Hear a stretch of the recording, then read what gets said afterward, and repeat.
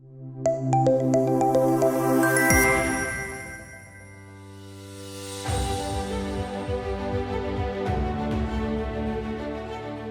friends, we have a very senior leader with us from education fraternity, Brigadier PC Vyas ji. He is the Director of Institute of Advanced Research, Gandhinagar. We welcome you in today's forum, Professor Brigadier PC Vyas. Thank you, Chandan. It is always a pleasure to come here. So the journey from the defense sector to being an academician, can you explain that and how are you enjoying it? I got a very unique opportunity while I was in the defense. I was asked to start one ISER, Indian Institute of Science Education and Research, Berhampur. So there were some issues where Ministry of Education, they thought that some senior officer from Army can help establish this institute. So I went on deputation for 2 years and I raised that institute. And I always keep telling my people, I left ISER in 2 years, but ISER never left my head. So once I was looking at second innings, so education was a natural choice. Primarily because of one reason.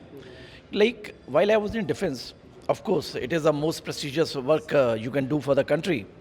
But then I believe that every profession, every domain is important for the country to grow. So there I was doing a specific job. But here I am dealing with the next generation of the society, next generation of the country. And people, those who are going to work in defense domain, there'll be somebody in defense, there'll be somebody in corporate, there will be people who will be in industry, education, all other fields. So here, I'm able to contribute to all those domains. So possibly, this is a much bigger, much important job, and I'm thoroughly enjoying it. So now everybody is, sir, moving towards the trending educational system. How are students inspired from you? Do they show their willingness to go into defense or even, for say, into bureaucracy by applying for UPSC examinations and so forth? I regularly interact with my students. And like other than normal courses, like every week I have a session with the students. But my aim is never to motivate them to join forces. In fact, I said that you must pursue your aptitude. But the basic issues which I have learned in forces, that I try to help imbibe them. Because like the aspect of discipline, the importance of sincerity. Whatever job you are doing, you must make sure it is ethical, it contains values, and whether it is going to benefit the society and the country. So if I am able to instill those qualities, I think wherever they go, in whichever field they want to work, and they will do wonders, and they will help the whatever domain they work in, they will help the society, they will help the country. And then like you asked about this UPSC.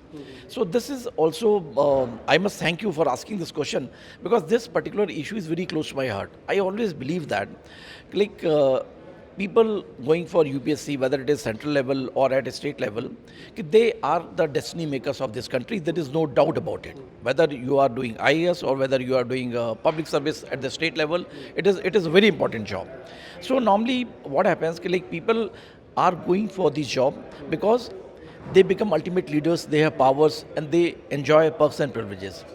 Whereas I am trying to tell them it is service to the society. And for that, I want people should not waste their whatever they are learning here. Because I have seen that somebody is doing engineering, somebody is doing medical, and thereafter they appear in UPSC by taking sociology as their subject, political science as their subject. So firstly, they have wasted the government money, whatever they learned in UG. So here I have started a program in public administration.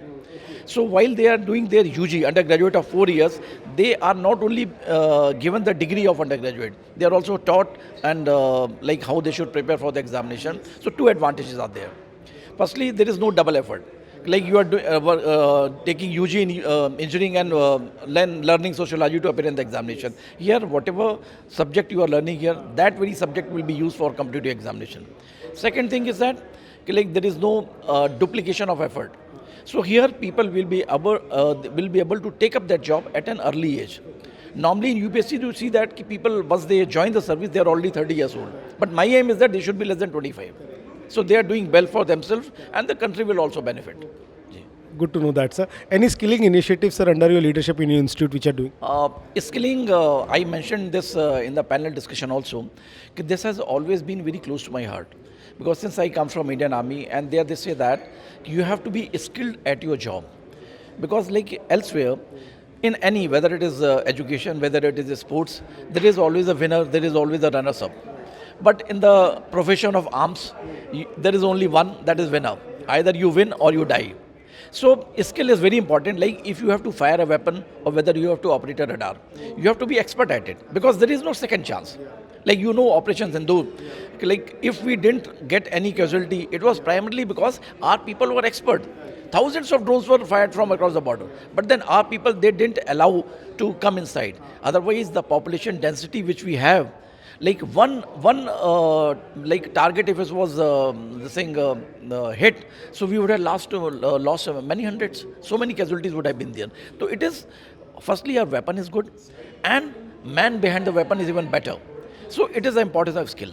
So when I came here, I started a skill development program, and this is in collaboration with Life Sciences Sector Skill Development Council of Ministry of Skill Development. And the kind of training which has been given, thereafter, they were 100% recruitment was taken place.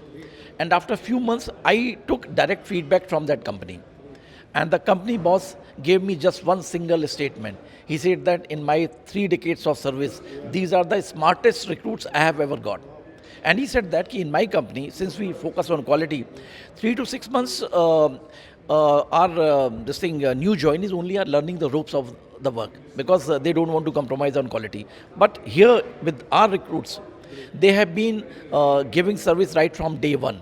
They are employable. So that is the achievement. And then my other programs, we have number of industry collaborated programs where we are getting people directly from the industry to take classes. They are not the faculty, but then they are taking classes. Yeah. So.